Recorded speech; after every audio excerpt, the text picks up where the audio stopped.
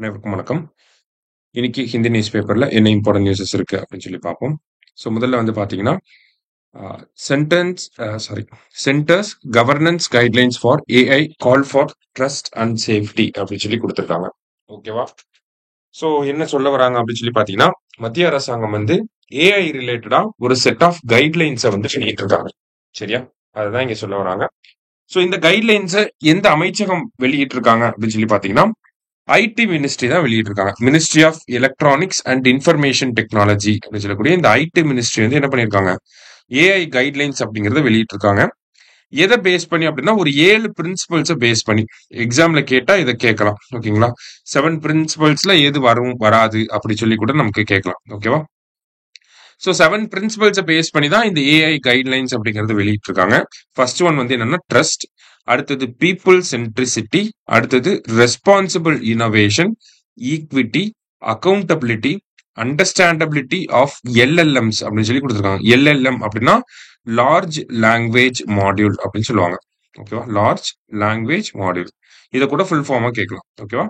அடுத்ததா வந்து safety, resilience, sustainability, இதுதான் அந்த 7 பிரின்சிபல்ஸ். இந்த பிரின்சிபல்ஸ் பேஸ் பண்ணி தான் நம்மளோட ஏஐ கைட்லைன்ஸை மினிஸ்ட்ரி ஆஃப் ஐடி நமக்கு ரிலீஸ் பண்ணியிருக்காங்க. சரியா? ஸோ ஃபர்ஸ்ட் இம்பார்ட்டன்ட் திங் இதுதான். இந்த 7 பில்லர்ஸும் நமக்கு முக்கியம். சரியா? அடுத்ததா வந்து பாத்தீங்கன்னா நமக்கு எடிட்டோரியல் பேஜ்ல த மேலியபிள் கோட் ஆஃப் கண்டக்ட் அப்படின்னு சொல்லி கொடுத்துருக்காங்க. மேலியபிள் அப்படின்னா பெண்டபிள் அப்படின்னு சொல்லி சொல்லலாம். ஓகேங்களா? மேலியபிள், டக்டைல் அப்படின்லாம் நம்ம படிச்சிருவோம். பெண்ட் பண்ண முடியும், ஈஸியா வளையக்கூடியது அப்படின்னு சொல்லுவாங்க. கோட் ஆஃப் கண்டக்ட்னு எதை சொல்ல வராங்கன்னா நமக்கு தேர்தல் நேரங்கள்ல இந்த தேர்தல் நடத்தை விதிகள் அப்படின்னு சொல்லி சொல்லுவாங்க. மாடல் கோட் ஆஃப் கண்டக்ட் அப்படின்னு சொல்றாங்க இல்லையா? சோ அதுதான் இந்த இடத்துல கோட் ஆஃப் கண்டக்ட் சொல்றாங்க. அதாவது இந்த தலைப்புல இருந்து நம்மளால என்ன புரிஞ்சுக்க முடியுதுன்னா கோட் ஆஃப் கண்டக்ட் அப்படிங்கிறது ரொம்ப ஸ்ட்ரிக்டா இல்ல, பெண்டபிளா இருக்கு, ரொம்ப வளைவு நெளிவுகளோட இருக்கு அப்படின்னு சொல்லி சொல்றாங்க. ஓகேவா? ஸ்ட்ரிக்டா என்ஃபோர்ஸ் பண்ணல அப்படிங்கறத சொல்றாங்க. சோ மாடல் கோட் ஆஃப் கண்டக்ட்னா என்ன அப்படின்னு சொல்லி பாத்தீங்கன்னா தேர்தல் நடத்தை விதிகள் அப்படின்னு சொல்லி சொல்றோம். முதல்ல பாத்தீங்கன்னா கேரளாவில தான் இந்த மாடல் கோட் ஆஃப் கண்டக்ட் அப்படிங்கறத நடைமுறைப்படுத்துறாங்க. அவங்க தான் ஃபர்ஸ்ட் ட்ரை பண்ணி பாக்குறாங்க. மாடல் கோட் ஆஃப் கண்டக்ட்னா இந்த தேர்தல் நேரங்கள்ல அரசியல் கட்சிகள், அரசாங்கம், வேட்பாளர்கள் இவங்கெல்லாம் என்ன பேசணும், என்ன பேசக்கூடாது, என்ன அறிவிப்புகளை வெளியிடணும், என்ன அறிவிப்புகளை வெளியிடக்கூடாது, அந்த மாதிரி அவங்களோட நடத்தைய கண்காணிக்கிறது தான் இந்த மாடல் கோட் ஆஃப் கண்டக்ட் அப்படிங்கிறது. சரிங்களா? இப்ப தேர்தல் நேரங்கள்ல அரசாங்கம் வந்து பாத்தீங்கன்னா என்ன பண்ணக்கூடாது, தேர்தல் தேதி அனௌன்ஸ் பண்ணதுக்கு அப்புறமா புதிய திட்டங்களை வந்து அனௌன்ஸ் பண்ணக்கூடாது. ஒரு காசு தரப்போறோம் அப்படின்னு சொல்லி இந்த பினான்சியல் கிராண்ட் எல்லாம் வந்து கொடுக்க கூடாது. இந்த மாதிரி எல்லாம் எதுவும் பண்ணக்கூடாது. ஓகேவா? தேர்தல் அறிக்கையை வெளியிடலாம். நாங்க ஆட்சிக்கு வந்தா இதெல்லாம் பண்ணுவோம் அப்படிங்கறத சொல்லலாம். நாங்க ஆட்சியில் இருக்கக்கூடிய அரசாங்கம் நாங்க வந்து இப்படி உங்களுக்கு வந்து தேர்தல் அனௌன்ஸ் பண்ணதுக்கு அப்புறமா உங்களுக்காக புதுசா ஒரு திட்டம் கொண்டு வந்திருக்கோம் அப்படின்னு சொல்லி சொல்லக்கூடாது. இந்த மாதிரிலாம் பண்ணா அது வந்து ஓட்டர்ஸை இன்ஃபுளுயன்ஸ் பண்ற மாதிரி ஆயிரும். சரியா? இதுதான் தேர்தல் நடத்தை விதிகள், மாடல் கோட் ஆஃப் கண்டக்ட் அப்படின்னு சொல்லி சொல்றாங்க. முதல்ல கேரளால வருது. அதுக்கப்புறமா எலெக்ஷன் கமிஷன் ஆஃப் இந்தியாவே என்ன பண்றாங்கன்னா ஒரு செட் ஆஃப் கைட்லைன்ஸை வந்து கொண்டு வராங்க. அதை பீரியாடிக்கலா ரிவைஸ் பண்ணிட்டே இருக்காங்க. கடைசியா பாத்தீங்கன்னா 2013-14 இந்த மாடல் கோட் ஆஃப் கண்டக்ட் வந்து ரிவைஸ் பண்ணிருப்பாங்க. சரியா?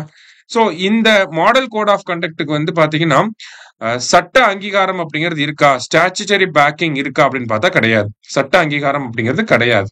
ஓகேவா? இது வந்து ஒரு வாலண்டரி கைட்லைன்ஸ் தான். இது வந்து ஒரு கன்வென்ஷன் தான். எல்லாருமே வந்து காலங்காலமா இதை பின்பற்றிக்கிட்டே வராங்க. அதனால எல்லா வேட்பாளர்களும், அரசியல் கட்சிகளும், அரசாங்கங்களும் இதை பின்பற்றணும். சரியா? ஆனா இதுக்கு சட்டப்பூர்வமான ஒரு பேக்கிங் இருக்கா அப்படின்னு பார்த்தா கிடையாது. இதுல இருக்கக்கூடிய ஒரு சில ப்ரொவிஷன்ஸ்க்கு ரெப்ரசன்டேஷன் ஆஃப் பீப்புள் ஆக்ட், மக்கள் பிரதிநிதித்துவ சட்டத்துக்கு கீழே நம்மளால அதுக்கு பனிஷ் பண்ண முடியும். மற்றபடி ஓவராலா இந்த மாடல் கோட் ஆஃப் கண்டக்டுக்கு வந்து ஸ்டாச்சுட்டரி பேக்கிங் இருக்கா அப்படின்னு பார்த்தா கிடையாது. ஓகேவா?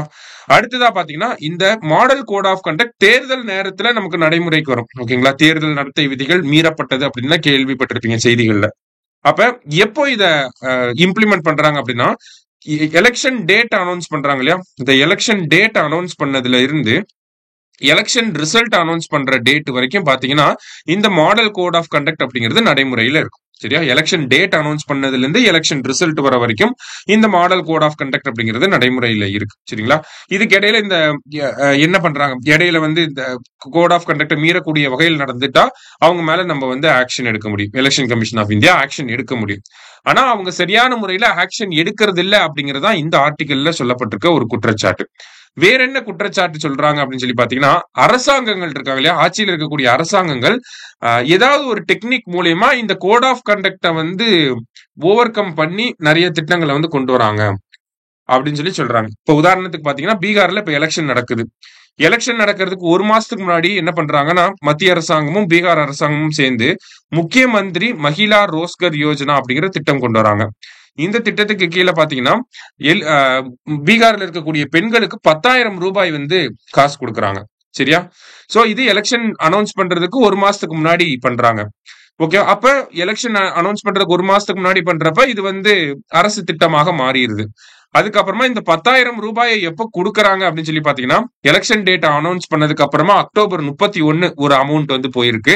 இப்ப இன்னைக்கு வந்து எலெக்ஷன் நவம்பர் 6 இன்னைக்கு வந்து பீகார்ல எலெக்ஷன். அடுத்த 2-3 நாள்ல இன்னொரு பாதி அமௌண்ட் வந்து போக போகுது. அப்ப இந்த மாதிரியான திட்டங்கள் மூலியமா இந்த கோட் ஆஃப் கண்டக்டே வந்து மீறி அதை வந்து என்ன பண்றாங்க, மீறல அவங்க அந்த கோட் ஆஃப் கண்டக்ட சர்க்கம்வென்ட் பண்ணி வந்து ஓட்டர்ஸை இன்ஃப்ளூயன்ஸ் பண்றாங்க. அப்ப இதெல்லாம் அட்ரஸ் பண்றதுக்கு election commission of India steps எடுக்கணும். இந்த மாடல் கோட் ஆஃப் கண்டக்ட் அப்படிங்கிறது ஒரு வாலண்டரி கைட்லைன்ஸா இருக்கு. இத வந்து நம்ம வந்து சட்டப்பூர்வமா மாத்தணும் அப்படிங்கிற மாதிரியான ஒரு ரெக்கமெண்டேஷன்ஸ இந்த ஆர்டிகல்ல நமக்கு கொடுத்திருக்காங்க. சரியா? சோ மாடல் கோட் ஆஃப் கண்டக்ட பத்தி கொடுத்திருக்காங்க. நமக்கு எக்ஸாம் பாயிண்ட் ஆஃப் வியூல எம்சிசி அப்படிங்கிறது முக்கியமான டாபிக் தான். அதனால கொஞ்சம் நல்லா பார்த்து வச்சுக்கோங்க. சரியா? சோ இன்னைக்கு நியூஸ் பேப்பர்ல இருந்து முக்கியமான விஷயங்களை பார்த்திருக்கோம். நன்றி.